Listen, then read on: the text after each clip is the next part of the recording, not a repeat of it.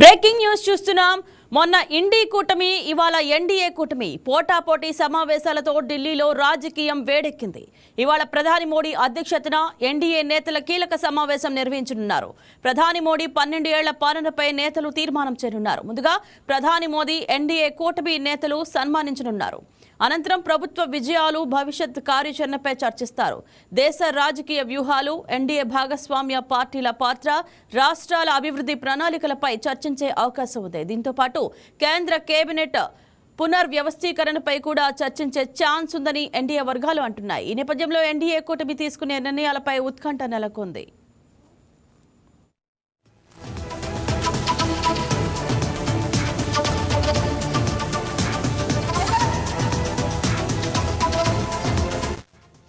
దీనిపై మరింత సమాచారం ఎగ్జిక్యూటివ్ ఎడిటర్ శ్రీనివాస్ ఫోన్ ద్వారా అందిస్తారు. గుడ్ మార్నింగ్ శ్రీనివాస్, చెప్పండి, ఢిల్లీలో జరుగుతున్న ఎన్డీఏ సమావేశానికి రాజకీయంగా ఎంత ప్రాధాన్యత ఉంది? రైట్ ఇంద్రజ, ఏదైతే ఈ ఢిల్లీ కేంద్రంగా ఇటు ఎన్డీఏ అదేవిధంగా ఇండియా కూటమి మధ్య పోటాపోటీ సమావేశాలు జరుగుతున్నాయి. ఏదైతే నిన్నటి నుంచి కూడా ఇండియా కూటమి, కాంగ్రెస్ హెడెడ్ చేస్తున్న ఇండియా కూటమిలో పలు పార్టీలు ఏవైతే పార్టీలు ఉన్నాయో ఆ పార్టీలను పార్టిసిపేట్ చేశాయి. ఒక డిఎంకే అదేవిధంగా టీఎంసీ మినహా మిగతా పార్టీలన్నీ కూడా ఈ ఇండియా కూటమి సమావేశానికి హాజరు కావడం జరిగింది. అదేవిధంగా ఈ రోజు విజయ్ని కూడా, టీవీకే పార్టీకి సంబంధించిన విజయ్ని కూడా ఇండియా కూటమిలోకి ఆహ్వానించాలని చెప్పేసి పార్టీ ఇండియా కూటమి భావిస్తుంది. సో ఈ రోజు విజయ్తో సమావేశం జరగబోతుంది. అయితే ఈ విషయాన్ని పక్కకు పెడితే కనుక ఈ రోజు ఎన్డీఏ సమావేశం జరగబోతుంది. ఎన్డీఏ సమావేశంలో ఏదైతే ఎన్డీఏ పార్టీకి చెందిన కూటమి సర్కారుకి సంబంధించి ముఖ్యమంత్రులు కావచ్చు, ఉప ముఖ్యమంత్రులు కావచ్చు, అదేవిధంగా ఎన్డీఏకి సంబంధించిన ముఖ్య నేతలు కావచ్చు, ఈరోజు ప్రధాని అధ్యక్షతన సమావేశం జరగబోతుంది. ఇందులో ప్రధానంగా ప్రధాని మోడీ మూడో టర్మ్ లో కూడా 2 సంవత్సరాలు పూర్తి చేసుకున్నారు. ఇది రికార్డు. ఇండియాలోనే ప్రధానిగా ఇన్నేళ్లు పాలన కొనసాగించడం అనేది ఒక రికార్డుగా భావించాలి. ఎందుకంటే నెహ్రూ హయాంలో 4,398 రోజులు 998 రోజులు పాలన కలిగితే ఇప్పుడు మోడీ ఆ రికార్డును ఈ రోజు అధిగమించారు. అంటే కరెక్ట్ గా 4,399 రోజులు మోడీ పాలన ఈ రోజుకి రికార్డు అని చెప్పచ్చు. ఆ తర్వాత మరో 3 ఏళ్ల మోడీ పాలన కొనసాగబోతుంది. సో ఇది దేశ చరిత్రలోనే ఒక అరుదైన రికార్డుగా మనం భావించాల్సి ఉంటుంది.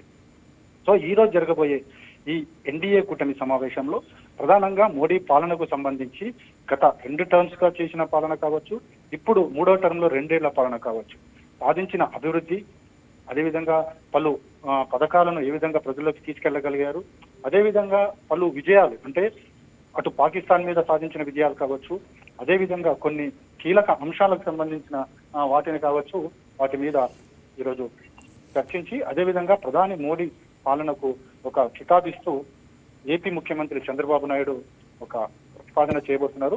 ఆ ప్రతిపాదనని మిగతా పార్టీలు కూడా బలపరచబోతున్నాయి. రానున్న ఎన్నికలను దృష్టిలో పెట్టుకుని ఎన్డీఏ ఎలాంటి వ్యూహాలను చర్చించనుంది? రానున్న ఎన్నికలకు సంబంధించి చూసుకుంటే కనుక 2029 ఎన్నికలు ఇంకా 3 ఏళ్లు ఉంది కాబట్టి దీనికి సంబంధించి దేశంలో ఇంకా ఏ విధమైన అభివృద్ధి కార్యక్రమాలు చేపట్టాలి, అదేవిధంగా ఆయా రాష్ట్రాలకు సంబంధించిన ఎక్కడైతే ఎన్డీఏ పాలన కొనసాగుతుందో ఆ రాష్ట్రాల్లో ఏ విధంగా అభివృద్ధి పథకాలు, అదేవిధంగా అక్కడ ప్రజలకు చేరువయ్యేందుకు ఇంకా ఏమేమి చేయాలి, అదేవిధంగా డబుల్ ఇంజన్ సర్కార్ అని ఏదైతే బీజేపీ చెప్తుందో, సో ఆ డబుల్ ఇంజన్ సర్కార్ మరింతగా అన్ని రాష్ట్రాల్లో కూడా విస్తరించి దేశమంతా కూడా ఎన్డీఏ రాష్ట్రాలన్నింటిలో కూడా ఎన్డీఏ పాలన, కూటమి పాలన కొనసాగాలన్నది ఆ పార్టీ ఉద్దేశము. అందుకు సంబంధించి పలు కీలక అంశాలు, అభివృద్ధి కార్యక్రమాల మీద, అదేవిధంగా ప్రజలకు సంబంధించిన సంక్షేమ కార్యక్రమాల మీద కూడా చర్చించబోతున్నారు. భవిష్యత్తులో కాంగ్రెస్ పార్టీ కావచ్చు, అదేవిధంగా ఇండియా కూటమి కావచ్చు, ఏవైతే తమ పార్టీల మీద, తమ ప్రభుత్వాల మీద చేస్తున్న ఆరోపణలు ఏవైతే వాటన్నిటిని కూడా ఎప్పటికప్పుడు తిప్పికొట్టాలి. అదేవిధంగా రానున్న రోజుల్లో ఏదైతే తీసుకొచ్చిందో ఆ మొత్తం దేశమంతటా కూడా ఈ విధానం అమలయ్యేలా 2029 నాటికి ఎవరైతే 2 ఓట్లు కలిగి ఉన్న వాళ్ళు కావచ్చు, లేకపోతే అర్హత లేని వారు భారతదేశంలో ఉన్న వాళ్ళు కావచ్చు, వాళ్ళందరినీ కూడా ఎక్కడికప్పుడు బయటికి పంపించేయాలి. అదేవిధంగా కేవలం రాష్ట్ర దేశానికి సంబంధించిన పౌరులు మాత్రమే ఓటింగ్ లో, అది కూడా ఒక్క ఓట్లో పాల్గొనేలానే ఉండాలని చెప్పేసి ఒక ప్లాన్ అయితే సార్ తీసుకురావడం జరిగింది. దాని మీద కూడా సుదీర్ఘ చర్చ జరుగుతుంది. అదేవిధంగా భవిష్యత్తులో అభివృద్ధి కార్యక్రమాలు ఇటు ఆంధ్రప్రదేశ్ సంబంధించిన పలు ప్రాజెక్టుల విషయంలో కావచ్చు, అదేవిధంగా ఎన్డీఏ పాలిత ప్రాంతాల్లో కావచ్చు అభివృద్ధి కార్యక్రమాలు ఏ విధంగా చేపట్టాలన్న దాని మీద ఒక చర్చ అయితే జరగబోతుంది. రైట్ శ్రీనివాస్, మొన్న జరిగిన ఇండి కూటమి సమావేశానికి ప్రతిస్పందనగానే ఈ సమావేశాన్ని చూడొచ్చా?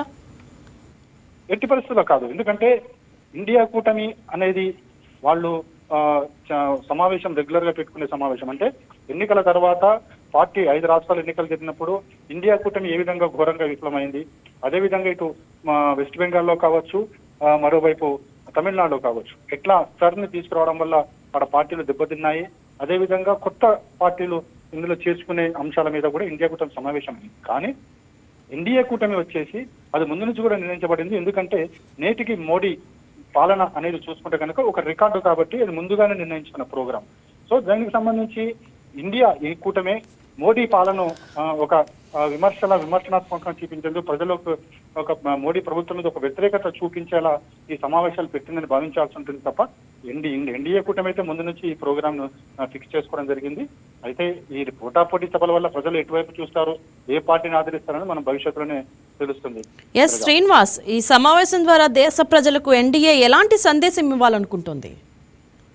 ప్రధానంగా ఏదైతే గత 2 టర్మ్స్ కావచ్చు, ఇప్పుడు 3వ టర్మ్ కావచ్చు, ఎన్డీఏ కూటమి అధికారంలోకి వచ్చిన తర్వాత ఏ విధమైన అభివృద్ధి కార్యక్రమాలు చేపట్టారు, ఏ విధమైన దేశం అభివృద్ధి సాధించింది, అదేవిధంగా ప్రపంచ స్థాయిలో భారతదేశానికి ఉన్న గుర్తింపు ఏ లెవెల్ కి పెరిగింది అనే అంశాలతో పాటుగా లోతుగా చర్చించబోతుంటే దేశ ఆర్థిక పరిస్థితిని, అంటే మనం చూడొచ్చు ఏదైతే ఇటీవల కాలంలో అమెరికా ఇరాన్ల మధ్య కొనసాగుతున్న యుద్ధ వాతావరణాన్ని కూడా మనం తట్టుకొని ఎలా నిలబడగలిగామో, దేశంలో మిగతా దేశాలతో కంపేర్ చేసుకుంటే భారతదేశం ఆర్థిక పరిస్థితి ఎంత బలంగా ఉంది, అంత బలంగా ఉండేందుకు మనం తీసుకున్న నిర్ణయాల వల్లే అనేది ఒక ప్రచారంలో చర్చించడంతో పాటుగా మన పక్క దేశాలు, శత్రు దేశాలు ఏవైతున్నాయో ఇటు పాకిస్తాన్ కావచ్చు, అటు బంగ్లాదేశ్ కావచ్చు, వాటి నుంచి మనము ముందుకు వెళ్ళగలుగుతున్నాం, వాటిని కాదని చెప్పేసి చైనా లాంటి దేశాన్ని ఢీకొని ఆ దేశాన్ని కూడా పక్కకు పెట్టేసి మనం ఏ విధంగా అభివృద్ధి ప్రదంలో తీసుకెళ్తున్నాము, అదేవిధంగా రాబోయే రోజుల్లో ఇంకేమి అభివృద్ధి కార్యక్రమాలు చేపట్టబోతున్నాం, ఇలాంటి అంశాలన్నింటినీ కూడా ప్రజల ముందు పెట్టబోతుంది.